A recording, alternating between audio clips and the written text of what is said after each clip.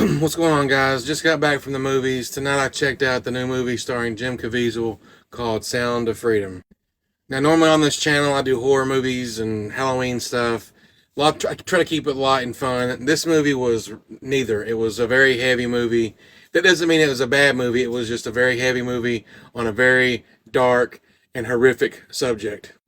Now, I've covered thousands of horror movies either on YouTube or here, and I can say nothing will ever come close to the impact that this movie had on me. It was a very eye-opening experience. I had no idea.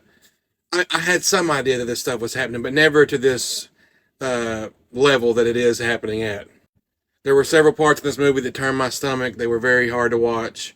I recorded a reaction, like a live, not a reaction, but like a review right after I left the theater, and I ended up deleting it because I still could not compose myself to talk about it because it was so emotional. So many raw emotions, anger.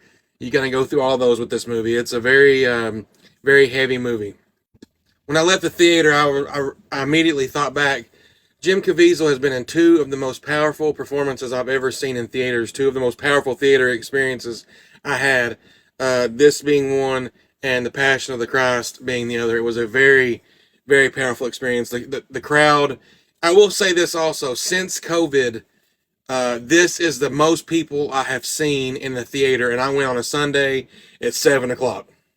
Now, I'm not good with words, so I don't do a lot of these reviews. I just wanted to get this out there and bring light on this subject. If you haven't seen Sound of Freedom, I highly recommend it. Go out, spread the word. The tagline of this movie is God's children are not for sale, and I agree. So I will see you at the movies.